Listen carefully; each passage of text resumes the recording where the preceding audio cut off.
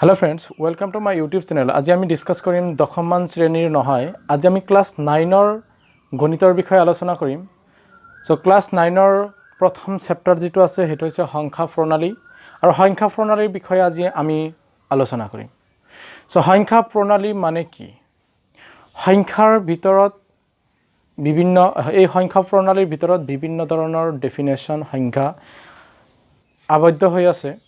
সেই বিষয়ে আমি আলোচনা কৰিম সংখ্যা প্ৰণালীয়ে আলোচনা কৰাৰ আগতে আমাৰ আলোচনা কৰিবলগীয়া কেইটামান বিষয় হৈছে যেনেকৈ স্বাভাৱিক সংখ্যা পূৰ্ণ সংখ্যা অখণ্ড সংখ্যা ভগ্নাংশ ধনাত্মক সংখ্যা ঋণাত্মক সংখ্যা পৰিমেয় সংখ্যা অপৰিমেয় সংখ্যা এইবিলাক সংখ্যাৰ বিষয়ে আমি আলোচনা কৰিম প্ৰথমতে ধৰি ললো আমি স্বাভাৱিক সংখ্যা এতিয়া স্বাভাৱিক সংখ্যাৰ বিষয়ে যদি ক'বলৈ যাওঁ আমি গণনাৰ কাৰণে ব্যৱহাৰ কৰা যিবোৰ সংখ্যা সেইবোৰ সংখ্যাকে স্বাভাৱিক সংখ্যা বুলি কোৱা হয় যেনে 1 2 3 4 5 এইবিলাক হৈছে স্বাভাৱিক সংখ্যা এটা আপেল দুটা আপেল তিনিটা আপেল এইবিলাক যে আমি গণনা কৰোঁ বা 1 কিলোগ্ৰাম চাউল 2 কিলোগ্ৰাম চাউল এনেকুৱা ধৰণৰ যিবিলাক আমি গণনাৰ কাৰণে ব্যৱহাৰ কৰা হয় সেইবিলাক সংখ্যা কোৱা হয় কি স্বাভাৱিক সংখ্যা আৰু স্বাভাৱিক সংখ্যাক বুজোৱা হয় ক্যাপিটেল N ৰে ইয়াৰ পিছত আহিব কি এতিয়া স্বাভাৱিক সংখ্যা 1 ৰ পৰা ষ্টাৰ্ট হৈ যাই থাকে অসংখ্যলৈ যিমান আপুনি গুণিব পাৰে হিমানলৈকে কি হ'ব স্বাভাৱিক সংখ্যা এতিয়া ইয়াৰ পিছত আহিব পূৰ্ণ সংখ্যা অৰ্থাৎ হোল নাম্বাৰটো এনেকুৱা হয় তাৰ মানে 0 ৰ পৰা ষ্টাৰ্ট কৰি 0 1 2 3 4 এনেকৈ 0 ৰ পৰা ষ্টাৰ্ট কৰি অসীমলৈ কি হ'ব যিবোৰ সংখ্যা আছে সেইবোৰ সংখ্যা কোৱা হয় কি পৰিমেয় সংখ্যা পূৰ্ণ সংখ্যা এতিয়া পূৰ্ণ সংখ্যাক ডেফিনেশন দিলে কি হ'ব শূন্য আৰু আটাইবোৰ স্বাভাৱিক সংখ্যাক একেলগে পূৰ্ণ সংখ্যা বুলি কোৱা হয় ঠিক আছে এতিয়া ইয়াৰ পিছত আমি আলোচনা কৰিম কি স্বাভাৱিক সংখ্যা গল পূৰ্ণ সংখ্যা গল এতিয়া আমি স্বাভাৱিক সংখ্যাত পাইছিলো কি 1 2 3 4 5 এনেকৈ যাই আছে যেতিয়াই পূৰ্ণ সংখ্যা আহিল লগে লগে 0 to প্লাস হৈ গল অৰ্থাৎ এই ইয়াৰে পৰা এইখিনি আছিল স্বাভাৱিক সংখ্যা ন্যাচাৰাল নাম্বাৰ এতিয়া যেতিয়াই 0 to plus hall 0 to plus হোৱাৰ লগে লগে কি হল পূৰ্ণ সংখ্যা হোল নাম্বাৰ এতিয়া স্বাভাৱিক সংখ্যা আছে লগতে পূৰ্ণ সংখ্যা অৰ্থাৎ পূৰ্ণ সংখ্যাৰ লগত যেতিয়া এই স্বাভাৱিক সংখ্যাবিলাকৰ ঋণাত্মক সংখ্যা যেনেকৈ 1 ৰ ঋণাত্মক অৰ্থাৎ বিপৰীত যিবিলাক সংখ্যা যিটো সংখ্যা হেতু হৈছে -1 2 ৰ বিপৰীত সংখ্যাটো হৈছে -2 3 ৰ হৈছে -3 এনেকৈ যাই থাকিব অৰ্থাৎ যেতিয়া মই কি কৰিলো স্বাভাৱিক সংখ্যাৰ লগত শূন্যটো প্লাস কৰি দিলো লগে লগে হৈ গল পূৰ্ণ সংখ্যা আকৌ পূৰ্ণ সংখ্যাৰ লগত যেতিয়াই আমি এই স্বাভাৱিক সংখ্যাৰ বিপৰীত সংখ্যাবোৰ লগ কৰি দিলো তেতিয়াই কি হল অখণ্ড সংখ্যা এই গোটেইখিনিক অখণ্ড সংখ্যাৰে বুজোৱা হয় অৰ্থাৎ ইয়াৰে পৰা মনত ৰাখিবলগীয়া সিৰিয়েলি ক্ৰমান্বয়ে এটাৰ পিছত এটা আহি আছে এটা হৈছে প্ৰথমতে স্বাভাৱিক সংখ্যা তাৰ পিছত আহিছে পূৰ্ণ সংখ্যা তাৰ পিছত আহিছে অখণ্ড সংখ্যাক বুজোৱা হয় জেডেৰে অখণ্ড সংখ্যা বুজোৱা হয় এতিয়া যেতিয়া আমি পালো অখণ্ড সংখ্যা এই অখণ্ড সংখ্যাৰ পোৱাৰ পিছত এতিয়া আমাৰ কি আহিব স্বাভাৱিক সংখ্যা গল পূৰ্ণ সংখ্যা গল আৰু অখণ্ড সংখ্যা গল ইয়াৰ পিছত আহিব আমি হেতুৰ বিষয়ে আলোচনা কৰো ইয়াৰ পিছত আহিব সাপোজ ভগ্নাংশ 0/1 এইটো এটা ভগ্নাংশ হয় তাৰ পিছত 1/2 এইটো এটা ভগ্নাংশ হয় 1/3 ভগ্নাংশ এতিয়া ভগ্নাংশ কাক বোলে আমি জানো যে কোন এটা বস্তুক যদি কেইটামান ভাগ কৰাৰ পিছত যি অংশ পোৱা যায় সেইবিলাকক ভগ্নাংশ বুলি কোৱা হয় যেনেকৈ মই তিনিটা বস্তু সাপোজ তিনিটা আপেল আছিল এটা আপেলক তিনিটা যদি ভাগ কৰো তিনি ভাগ কৰাৰ পিছত মই যদি এটা ভাগ খাও তেনেহলে তাক কোৱা হ'ব কি মই কিমান খালো তিনি ভাগৰ এক অংশ এটো হৈছে ভগ্নাংশ কিন্তু ভগ্নাংশক আমি ডেফিনিশন কেনেকৈ দিম ভগ্নাংশ এনেকৈ ডেফিনিশন দিয়া হ'ব যে যিবোৰ সংখ্যাক আমি লব আৰু হৰ আকাৰে প্ৰকাশ কৰিব পাৰো যেনেকৈ ইয়াক এটো হৈছে লব আৰু এটো হৈছে হৰ ইয়াক এনেকৈ ডেফিনিশন দিম তেনেহলে কেনেকৈ লিখিবা যে যিবোৰ সংখ্যাক লব আৰু হৰ আকাৰে প্ৰকাশ কৰিব পাৰি তেনেবোৰ সংখ্যাক ভগ্নাংশ বুলি কোৱা হয় যেনেকৈ এনেকুৱা উদাহৰণ দিব পাৰি 0/1 1/2 1/3 2/5 6/9 যিকোনো দিলে হল এতিয়া ভগ্নাংশ যেনেকৈ a/b এটো এটা ভগ্নাংশ এতিয়া এটো আমি জানো ইতিমধ্যে আলোচনা কৰা হল এটো হৈছে লব আৰু এটো হৈছে হৰ লব আৰু হৰ এতিয়া কেতিয়াবা কি হয় এনেকুৱা হয় 3/2 এটো কিন্তু ভগ্নাংশ 1/2 এটো ভগ্নাংশ এটো হৈছে প্ৰকৃত ভগ্নাংশ আৰু ইয়াক কোৱা হয় অপ্ৰকৃত ভগ্নাংশ অপ্ৰকৃত কিয় কোৱা হয় যেহেতু ইয়াৰ যদি লব ডাঙৰ হয় হৰটো যদি সৰু হয় তেনেহলে তেনেকুৱা ভগ্নাংশ কোৱা হ'ব কি অপ্ৰকৃত ভগ্নাংশ এইবিলাক আমি ক্লাস 2 3 4 5 তে আমি পাইছো আৰু ইয়াক কোৱা হ'ব প্ৰকৃত ভগ্নাংশ এতিয়া হেইবিলাক আমি বাদ দিম বহুত ডাঙৰ হৈ যাব এইবিলাকৰ বিষয়ে আলোচনা কৰিবলৈ হলে এতিয়া তাৰ পিছত আহিব কি পৰিমেয় আৰু অপৰিমেয় সংখ্যা পৰিমেয় যিবোৰ সংখ্যাক আমি জানো যে p/q আকাৰত প্ৰকাশ কৰিব পাৰি তেনেবোৰ সংখ্যাক পৰিমেয় সংখ্যা বুলি কোৱা হয় যিবোৰ সংখ্যাক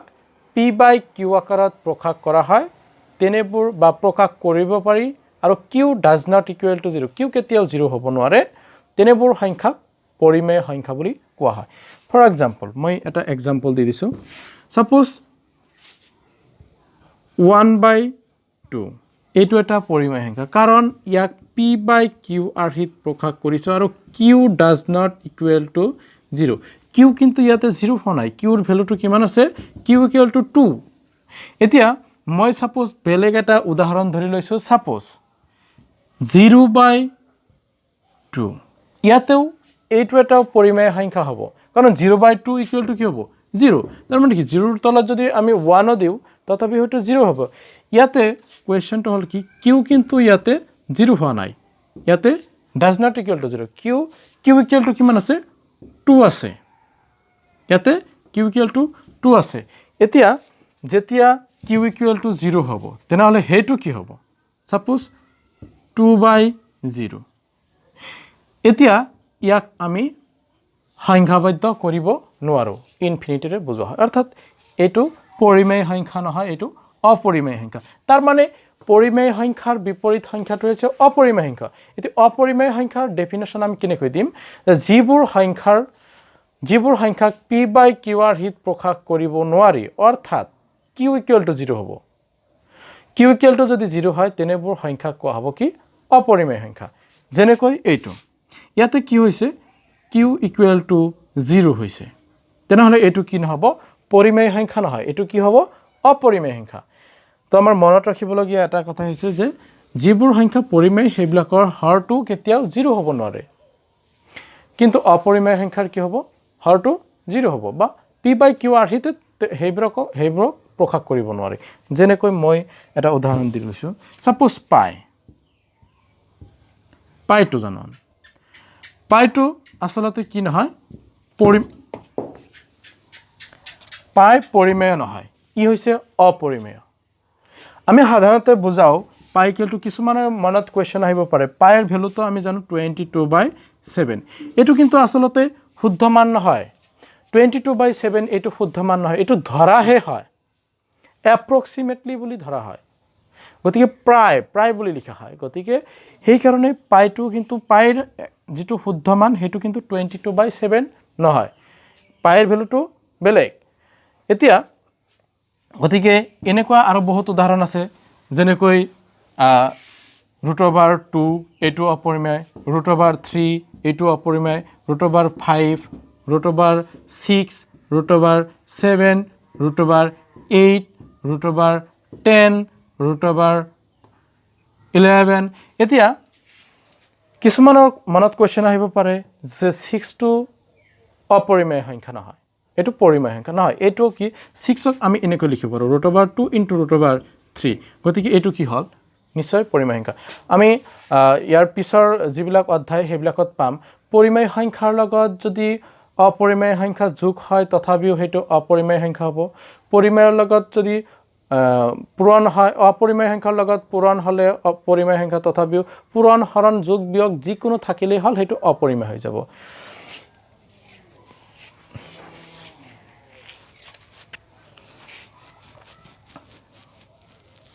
এতিয়া আমি তেনেহলে কোনবিলাক মনত ৰাখিবলগীয়া 1 4 9 16 25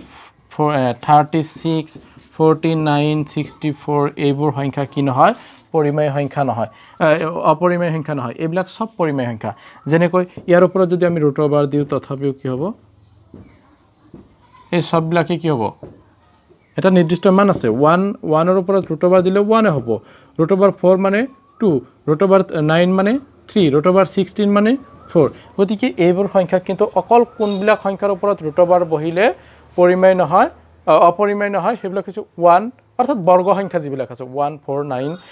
16 25 36 49 64 81 100 125 21 এনেকুৱা সংখ্যাবিলাকৰ ওপৰত যদি √2 বহে তেনেকুৱা সংখ্যা কি নহব অপৰিমেয় নহব হেবিলাক পৰিমেয় সংখ্যা হ'ব যাব এতিয়া পৰিমেয় আৰু অপৰিমেয়ক দুয়োটাকে মিলি আহে বাস্তৱ সংখ্যা অৰ্থাৎ বাস্তৱ সংখ্যা বুলি কোৱাৰ লগে লগে ইয়াতে কি আহিব পৰিমেয় সংখ্যা আৰু অপৰিমেয় সংখ্যাক একেলগে বাস্তৱ সংখ্যা বুলি কোৱা হ'ব তাতে পৰিমেয় থাকিব অপৰিমেয় থাকিব দুই ধৰণৰ সংখ্যাই থাকিব তেনেকুৱা সংখ্যা কোৱা হ'ব কি বাস্তৱ সংখ্যা অৰ্থাৎ বাস্তৱ সংখ্যা কাক বোলে যদি আহে এনেকৈ লিখিব লাগিব যিবোৰ সংখ্যাক p/q আকাৰত প্ৰকাশ কৰিব পাৰি বা নোৱাৰি তেনেবোৰ প্ৰতিটো সংখ্যাকে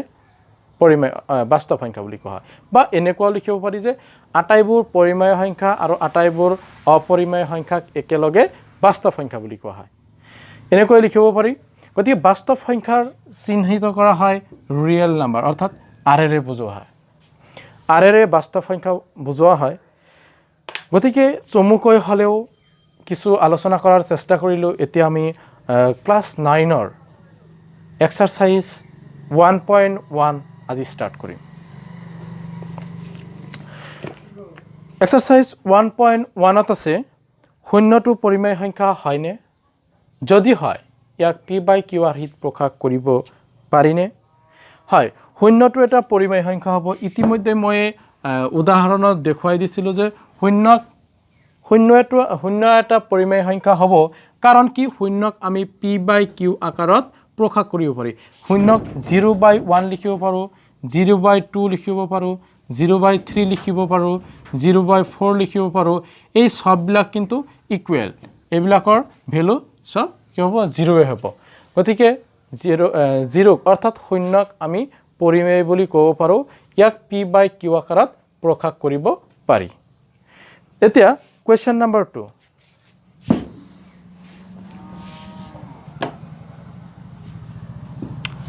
question number 2 আছে 3 আৰু 4 ৰ মাজত থকা 6টা পৰিমেয় সংখ্যা 3 আৰু 4 ৰ মাজত থাকিব লাগিব 3 আৰু 4 ৰ মাজত থাকিবলৈ হলে মই একদম শৰ্ট ট্ৰিক্সত মই কৈ আছো ঠিক আমি এনেকৈ লিখিব পাৰো 3 ইকুৱেল টু কেইটা পৰিমেয় সংখ্যা বাহিৰ কৰি গৈছে 5টা যদি 6টা দিয়ে 6টা দিছে গতিকে 6টা দিলে ইয়াতে কি কৰিম আমি 6 ৰ লগত 3 ৰ লগত যেহেতু 6টা বাহিৰ কৰিব দিছে তেনেহলে আমি এই সংখ্যাটোৰ হৰ বনাম 7 হৰটো কিমান বনাব লাগিব 7 মনত ৰাখিবা এতিয়া এনেকৈ লিখিলোঁ 7 3 গুণ 21 তাৰ মানে 21ক যদি আমি হাতেৰে হৰণ কৰোঁ 3 বাৰ যাব একেদৰে আমি কি কৰোঁ 4 4টোক এনেকৈ লিখিম ইয়াৰ তলতো হৰটো 7 বনাম অৰ্থাৎ 7 4 যা 28 তাৰ 28ক যদি আমি 7 এৰে হৰণ কৰোঁ তেনেহ'লে 4 টাইম যাব অৰ্থাৎ 4 বাৰ যাব তেনেহ'লে কি হ'ব 28/7 মানেও 4 আৰু 21/7 মানেও 3 গতিকে সংখ্যা দুটা একে আছে এতিয়া আমি কি কৰিম সো therefore 3 আৰু 4 ৰ মাজত থকা পৰিমেয় ছয়টা যেহেতু লিখিব দিছে আমি এনেকৈ লিখিম ছয়টা পৰিমেয় সংখ্যা হল কি লিখিম এতিয়া ইয়াতো দুয়োটাৰ কিন্তু হৰ একে আছে 7 7 ইয়াতে কি আছে 21 আৰু এফালে আছে 28 সো আমি স্টাৰ্ট কৰিম 21 আছে নহয় 21 আছে যেহেতু 22 ৰ পৰা স্টাৰ্ট কৰিম 22/7 23/7 24/7 25/7 26/7 এতিয়া 27/7 কেটা হল 1 2 3 4 5 6 গতিকে 6টা বাহিৰ হৈ গল আৰু এইফালে যদি আমি 28/7 লিখো যেহেতু কৈছে যে 4 আৰু 3 আৰু 4 ৰ মাজত এটা 28 লিখিব নোৱাৰো আমাৰ আপাৰ লিমিটটো কিমান আছে 28 অৰ্থাৎ ওপৰৰ যেটো সীমা আমাৰ 28 আৰু একদম তলৰ সীমাটো হৈছে 21 গতিকে এইকেটা সংখ্যা হ'ব আমাৰ 3 আৰু 4 ৰ ভিতৰত থকা পৰিমেয় সংখ্যা কেটা এতিয়া যদি ইয়াতে 3 আৰু 4 নাথাকি 5 আৰু 6 থাকিলে হয় 5 আৰু 6 ৰ মাজত যদি এনে কৰা থাকে যে 5 আৰু 6 ৰ মাজত 10টা পৰিমেয় সংখ্যা বাহিৰ কৰিব লাগে 10টা এতিয়া তো 6টা দিছিল কিন্তু যদি 10টা বাহিৰ কৰিব লাগে কি কৰিব লাগিব 5 যে তোমাৰ 10টা কৈছে আমাৰ এফালে হৰটো বানাম কিমান 11 এতিয়া 11 5 যা কিমান হ'ব 11 ৰ 5 গুণ 55 এটো লিখি দিলো একেদৰে 6 মানে এফালে তলত আমি 11 বানাম অৰ্থাৎ 10টা যেহেতু দিছে 10টা বনালে 1 প্লাস কৰি 11 হৈ গল অৰ্থাৎ 11 হৰ বনাব লাগিব এতিয়া 6 11 যা কিমান হ'ব 66 অৰ্থাৎ 55 ৰ পৰা যদি 66 ৰ ভিতৰত কাউন্ট কৰি চাও কি বাহিৰ হ'ব 56/11 57/11 58/11 59/11 60 divided by 11 61/11 62/11 63/11 64/11 65/11 66 লিখিব নোৱাৰো কাৰণ 66 আমাৰ এফালে 66/11 মানে কিমান হ'ব 6 হ'ব এতিয়া কোয়েশ্চন নম্বৰ আমি 3 টো ডিসকাস কৰিম এতিয়া আমি কোয়েশ্চন নম্বৰ 3 টো আলোচনা কৰিম কোয়েশ্চন নম্বৰ 3 ত আছে 3/5 আৰু 4/5 ৰ মাজত থকা পাঁচটা পৰিমেয় সংখ্যা এতিয়া কিন্তু বেলেগ এতিয়া আছে 3/5 আৰু 4/5 যিমানে কঠিনকৈ কাঠিলেও কি হ'ব আমি খুব ইজি মেথডত শিকাই দিম হেতু হৈছে 3/5 আৰু কি আছে 4/5 এই দুইটাৰ মাজত কেইটা পৰিমেয় সংখ্যা বাহিৰ কৰিব লাগে আমাক দিছে 5টা এতিয়া যদি 5টা বাহিৰ কৰিব লাগে আমি কি কৰো ইয়াৰ তলতো 5 আছে ইয়াৰ তলতো 5 আছে তেনেহলে আমি দুয়োটাকে 3/5 যেটো আছে আমাৰ বাহিৰ কৰিব লাগে 5টা আমি দুয়োটাকে 6 ৰে পূৰণ কৰি দিম 6 তলে আৰু ওপৰ অৰ্থাৎ হৰ আৰু লব দুয়োটাকে 6 ৰে পূৰণ কৰিলো যেটো আমাৰ 5টা বাহিৰ কৰিব লাগে ইয়াৰ লগত 1 প্লাস কৰিলে কি হ'ব 6 অৰ্থাৎ 6/5 যা 30 6/3 যা 18 ইয়াৰ পিছত 4/5 ইয়াতেও কি কৰিম 6 পূৰণ কৰিম 6 পূৰণ কৰিলে কি হ'ব 6/5 যা 30 6/4 যা 24 এতিয়া যদি লক্ষ্য কৰা যায় 18 ৰ পৰা 24 লৈ কেটা নাম্বাৰ আছে 19 divided by 30, 20 divided by 30, 21 divided by 30, 22 divided by 30, 23 divided by 30 আৰু 24 লিখিব নোৱাৰো যেহেতু পাঁচটা লিখিব দিছে গতিকে ই কেইটা এই গোটেই কেইটা কি হ'ব 3/5 আৰু 4/5 ৰ মাজত থকা পৰিমেয় সংখ্যা পাঁচটা ই কেইটা হৈ গ'ল গতিকে এনেকৈ নিশ্চয় এক্সামত যদি আহে নিশ্চয় আপোনালোকে পাৰিব সো যদি ভিডিওটো ভাল লাগে লাইক কৰিব শেয়াৰ কৰিব আৰু যদি মোৰ চেনেলত নতুনকৈ আহিছে তেনেহলে চেনেলটো সাবস্ক্ৰাইব কৰিব